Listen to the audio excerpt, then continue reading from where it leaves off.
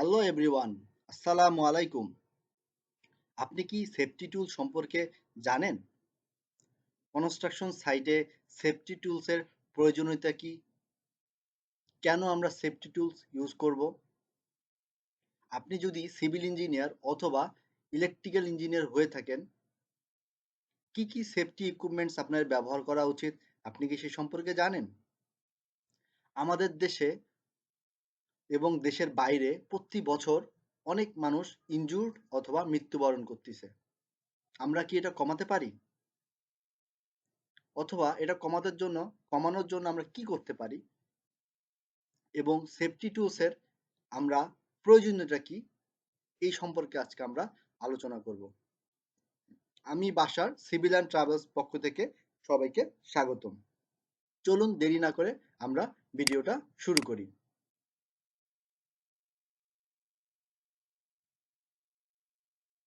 আমাদের দেশে প্রতি বছর কনস্ট্রাকশন সাইটে কাজ করতে গিয়ে আপনি শুনে থাকবেন যে সেতু নির্মাণের ক্ষেত্রে অথবা মেট্রো রেলে কাজ করতে গিয়ে অথবা কনস্ট্রাকশন সাইডে কাজ করতে গিয়ে মানুষের মৃত্যুবরণ হচ্ছে অথবা তারা হাত পা অথবা তাদের আঙ্গুল হারিয়ে ফেলতেছে।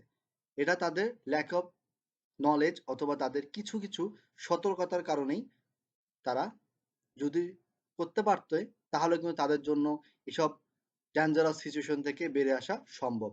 তো আজকে যারা এই ভিডিওগুলো দেখবে আমাদের ইঞ্জিনিয়ার ভাইরা অথবা আমাদের অভিভাবকরা, তারা কিন্তু জানতে পারবে যে কনস্ট্রাকশন সাইডে সেফটি টুলস ছাড়া কাজ করাটা কতটা ভয়াবহ ক্ষতিকর অথবা আপনার সাইটকে নিরাপদ রাখার জন্য আপনার কি কি সেফটি ইকুইপমেন্টস ব্যবহার করা উচিত সে সম্পর্কে আমরা আলোচনা করব।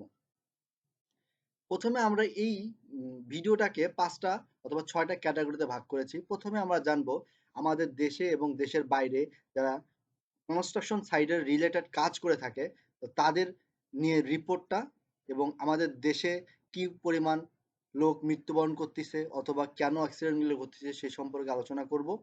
আমরা সেফটি টুলস এবং অ্যাসেসমেন্ট ফর্ম এবং সর্বশেষে একটা ভিডিওর মধ্যে দেখে দেব যে আমরা কিভাবে এই সেফটি টুলসগুলান ব্যবহার করতে পারি। দেশে এবং দেশের বাইরে যারা কনস্ট্রাকশন সাইট নিয়ে কাজ করে তাদের জন্য CPWR worldwide engineering construction site নিয়ে রিপোর্ট তৈরি করে। তো তারা সর্বশেষ 2023 সালের জানুয়ারি মাসে একটা রিপোর্ট পাবলিশ করেছে, যেখানে দেখতে পাচ্ছি যে আমাদের কনস্ট্রাকশন সাইটে যারা রিটায়ার্ড এবং ফর্মার ওয়ার্কার তাদের মৃত্যুর হারটা সবচেয়ে বেশি। তাছাড়া আমাদের দেশে যারা ১৬ থেকে ৩৪ বছর মধ্যে ওয়ার্কার রয়েছে তাদের মৃত্যুর হারটা তুলনামূলক একটু কম। আমাদের বিগত ১ বছরে ১৬ থেকে ৩৪ বছর মারা গেছে ১১,০০০, ৩৫ থেকে ৬৪ বছর পর্যন্ত মারা গেছে ৭৭,০০০-এর বেশি।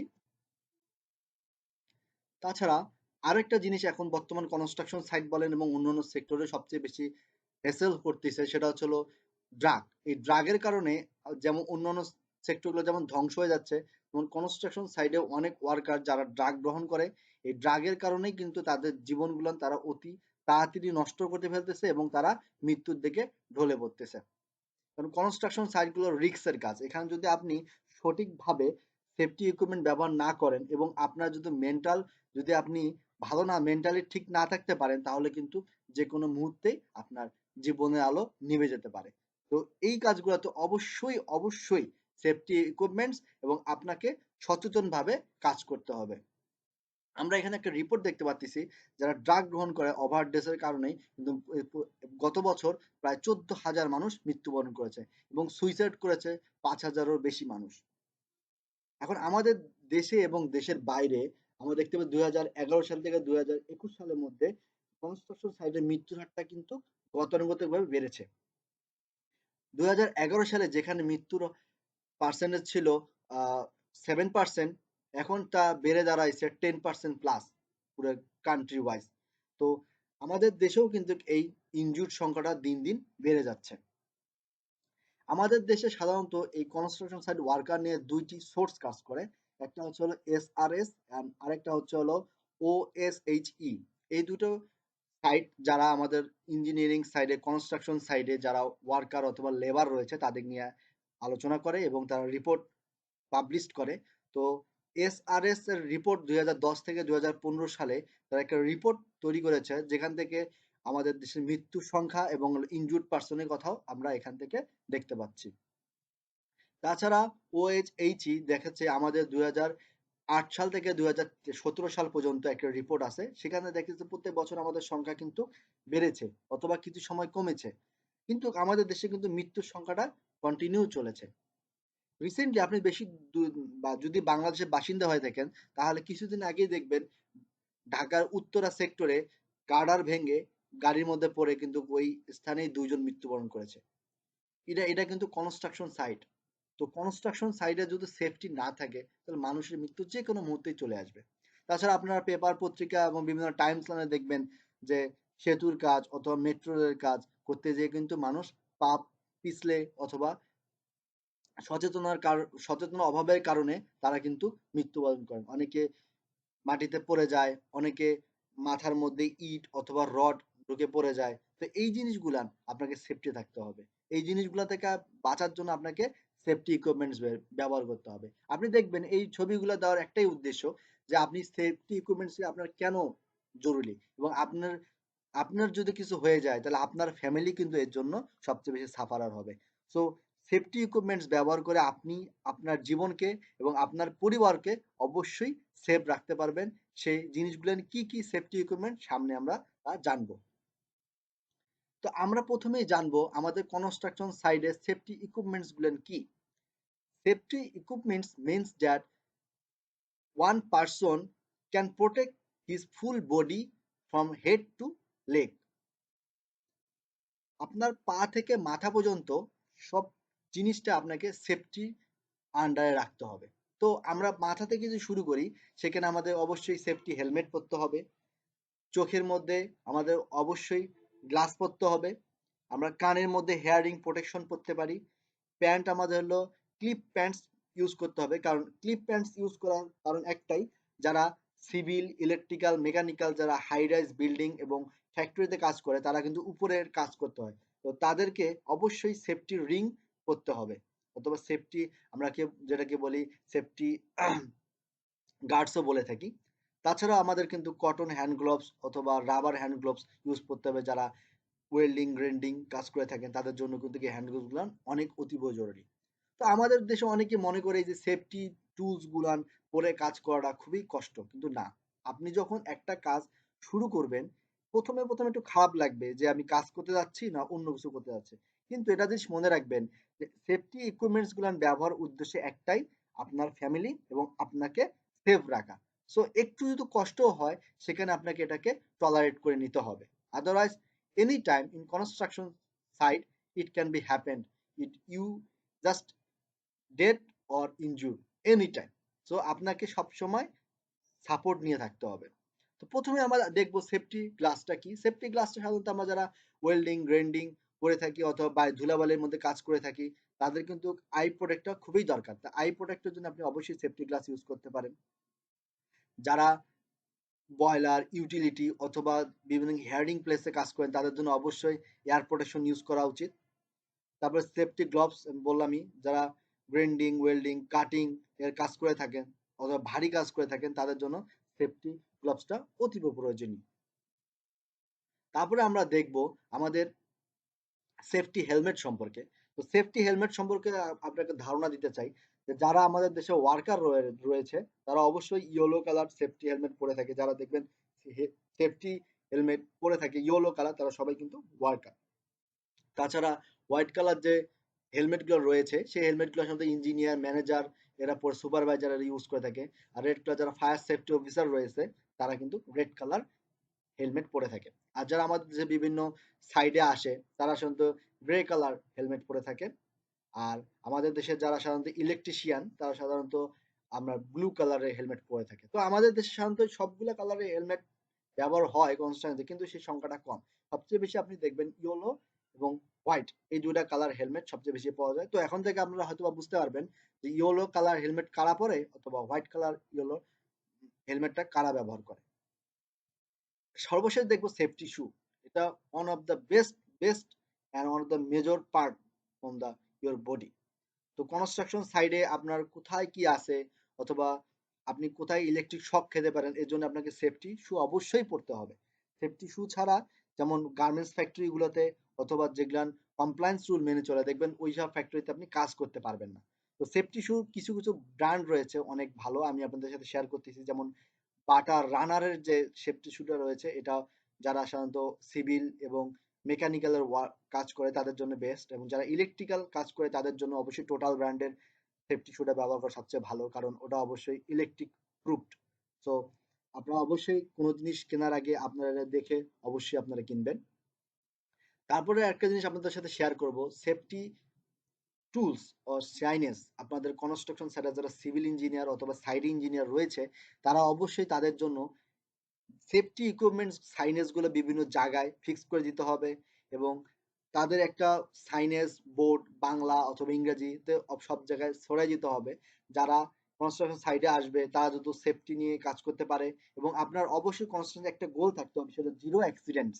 তো জিরো অ্যাক্সিডেন্টস যদি রাখতে চান, তো সে শুরু করে আপনার সিকিউরিটি সিস্টেম থেকে শুরু করে ইন্টারনাল সবকিছুই আপনাকে নখদর্পণে রাখতে হবে। এই কাজটা করতে পারে সুপারভাইজার, ইঞ্জিনিয়ার এবং প্রজেক্ট কোঅর্ডিনেটর আছে তাদের উদ্দেশ্য। এবং আপনাকে অবশ্যই একটা সেফটি এমার্জেন্সি প্ল্যান করে দিতে হবে, যে প্ল্যান অনুযায়ী যদি কোনো ব্যক্তি অ্যাক্সিডেন্ট হয় অথবা তা কোনো ব্যক্তি যদি কোনো প্রাথমিক চিকিৎসা দিতে হয়, সেটা যদি দ্রুত নিতে পারেন এবং আপনার কনস্ট্রাকশন সাইটে যদি কোনো হ্যাসেল না হয়। তো এই জিনিসগুলো আপনাকে অবশ্যই মাথায় রাখতে হবে।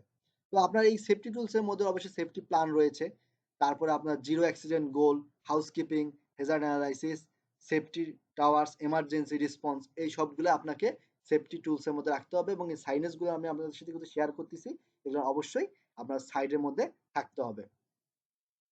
তারপরে একজন সিভিল ইঞ্জিনিয়ার অথবা একজন সুপারভাইজার, তাদের কিন্তু কাজটা প্রজেক্টটা টোটালটাই ফলো আপ করা, এবং সে অনুযায়ী তাদের ওয়ার্কার এবং যারা ফ্লোরম্যান আছে তাদেরকে ইনস্ট্রাকশন দেওয়া এবং প্রত্যেকটা জিনিস কিন্তু সাপোর্ট দেওয়া। এখানে কিছু কিছু সবগুলো জিনিস আমি আপনাদের সাথে তুলে ধরছি, তবে এখানে আমি কিছু কিছু জিনিস আপনাদের বিস্তারিত বলবো। সেটা হচ্ছে হলো নয়েজ কন্ট্রোল এবং ডাস্ট কন্ট্রোল। এটা কিন্তু কনস্ট্রাকশন সাইডে কন্ট্রোল করা খুবই ডিফিকাল্ট, কারণ কনস্ট্রাকশন সাইড যদি আপনার রোড সাইডে হয়ে থাকে, তাহলে কিন্তু ওই নয়েজ এবং ডাস্ট কন্ট্রোলটা আপনি করতে পারবেন না। কিন্তু যদি ভিতর দিকে হয়ে থাকে, তো সেক্ষেত্রে আপনি কিন্তু এই জিনিসটা একটু কন্ট্রোল করতে পারবেন।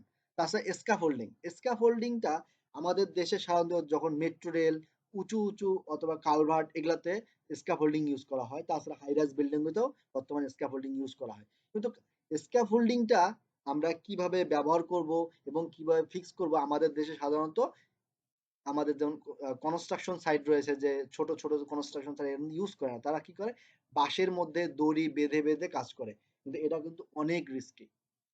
এই রিস্কে এই অনেকে দেখবেন আমাদের দেশে বিভিন্ন জায়গায় এই রং করার জন্য অথবা এই দড়ি বেঁধে উপরে উঠতে যেয়ে কিন্তু ফল ডাউন হয়ে পড়ে যায়, মাথা আঘাত পায় অথবা ইনজুর্ড হয়ে যায়, অনেকে মৃত্যুবরণ করে থাকে। তো এগুলান ব্যবহার করা খুব সেন্সিটিভ, এবং এই ক্ষেত্রে আপনি 10 তলা 15 তলা বিল্ডিং যাই হোক না কেন, স্ক্যাফোল্ডিং এর ব্যবহারটা আপনাকে সঠিকভাবে করতে হবে। তাছাড়া আমাদের যে ফায়ার প্রিভেন্টিভ সিস্টেম অবশ্যই রাখতে হবে, যে কোনো কারণে যদি আপনার সাইডে আগুন ধরে, তাহলে কিন্তু আপনাকে এই প্রোটেকশনটা সবসময় রাখতে হবে। তাছাড়া আপনার ওয়ার্কারদের পিপিই ঠিক মতো পড়তেছে কিনা, ইলেকট্রিসিটি এবং তাদের সেনিটারি সিস্টেম ঠিক মতো আছে কিনা, এগুলো সব দেখতে হবে। একটা কনস্ট্রাকশন সাইট মানে আন্ডার কনস্ট্রাকশন মানে কি, যে সাইট গুলাতে সব কিছুই আপনি মেনটেন করা লাগতেছে, electrical, sanitary, plumbing, paint, floor finishing, সব কিছুই কিন্তু আপনার নখদর্পণে রাখতে হবে। এই জিনিসটা সিভিল ইঞ্জিনিয়ার যারা নতুন হয়ে থাকে, তারা যদি প্রথমেই বিগিনার হয়ে থাকে, তাদের জন্য কন্ট্রোল করাটা একটু কষ্টকর হয়ে যায়। কিন্তু আজকে যদি তারা এই জিনিসগুলা জানে, অথবা সেই অনুযায়ী তারা যদি আস্তে আস্তে সেফটি টুলস, সেফটি ইকুইপমেন্টস, কিভাবে তারা সেফটি প্ল্যানটা করবে এই সম্পর্কে যারা বিস্তারিত জানতে চায়, তারা আরো ভিডিও রয়েছে, সেই ভিডিওগুলো দেখে তারা আইডিয়া পাবে, এবং আমি তাদেরকে একটা গাইডলাইন দিতেছি ভিডিওর মাধ্যমে, তারা তাদের সেক্টরটা কিভাবে সাজাবে, কিভাবে তারা এগুলো মেনটেন করবে, তাদের চেইন কমান্ডটা কিরকম হবে, এখান থেকে তারা অনেক বেশি একটা আইডিয়া পাবে। তো যারা আমাদের ইঞ্জিনিয়ার রয়েছে, অ্যাজ এ সিভিল ইঞ্জিনিয়ার আমি তাদেরকে একটা টিপস দিয়ে যাচ্ছি, তারা কিভাবে তাদের সাইটকে কন্ট্রোল করতে পারে। তারা একটা থেকে একটা, দুইটা অথবা তিনটা তাদের একটা গ্রুপ, সাপোর্টিং গ্রুপ তৈরি করবে, যেখানে একদম বটম থেকে টপ পর্যন্ত এই টিমের মধ্যে ইনভলভ থাকবে। সুপারভাইজার এবং ওয়ার্কার হেড তার থাকবে অবশ্যই একটা সেফটি টিম থাকবে, যে কোনো ওয়ার্কারের যদি কোনো সমস্যা হয় সেটা তারা দেখবে এবং উপর মহলে তারা জানে এটা দ্রুত সলিউশন নেবে। এবং আরেকটা টিম দেখবে সাপোর্টিং টিম, সেটা ইলেকট্রিক্যাল হোক, ওয়াটার হোক, ফায়ার প্রিভেন্টিভ সিকিউরিটি হোক, তারা সবসময় সবকিছুতে সাপোর্টিং দেবে যাতে কোনো কারণে কাজটা বন্ধ না হয়। এবং কন্ট্রোল প্যানেল বা আমি যেটা বলে থাকি হলো ডিসিশন প্যানেল, এটাকে অবশ্যই ইঞ্জিনিয়ার থাকতে হবে, হেড থাকতে হবে, এবং যারা পলিটিশিয়ান কিছু ব্যাকগ্রাউন্ড থেকে এগুলো সবকিছুই কিন্তু একজন ইঞ্জিনিয়ারকে সাইডে থাকলে কন্ট্রোল করতে হয়। তো এই আমি আপনাদেরকে বলেছিলাম আপনাদের শেষে একটা ভিডিওর সাথে আপনাদেরকে পরিচয় করে দেব, যেটার মধ্যে আপনারা সেফটি ইকুইপমেন্টগুলো সব সম্পর্কে জানতে পারবেন। সেফটি মানে পিপিই কিভাবে পরে, হ্যান্ড গ্লোভসটা কি জন্য পরে, সেফটি শুটা কিভাবে আপনি পরবেন, এবং হেয়ারিং প্রোটেকশনটা আপনার জন্য কতদূর প্রয়োজনীয়। চলুন আমরা ভিডিওটা আপনাদের সাথে শেয়ার করি এবং আপনারা দেখলেও হয়তো অনেকটা বুঝতে পারবেন। এটা সেফটি হেলমেট, সেফটি শু, PPE kit, safety glass, cotton hand gloves. দেখেন এই ওয়ার্কারটা কিন্তু সেফটি হেলমেট পরে কাজ করতেছে এবং চোখের মধ্যে তার আই প্রোটেকশনও রয়েছে এবং হাতে হ্যান্ড গ্লাভস রয়েছে। এই যে এখানে তারা ইন্ডাস্ট্রিয়াল ওয়ার্কার, কিন্তু তার কানের মধ্যে কিন্তু সেফটি আপনার হেয়ারিং প্রোটেকশন রয়েছে, যার কারণে সে কিন্তু বাইরে যে সাউন্ডটা আছে সে সেটা শুনতে পাচ্ছে না এবং তার জন্য কোনো সমস্যা হচ্ছে না। তো আজকের ভিডিওটা এই পর্যন্তই। আশা করি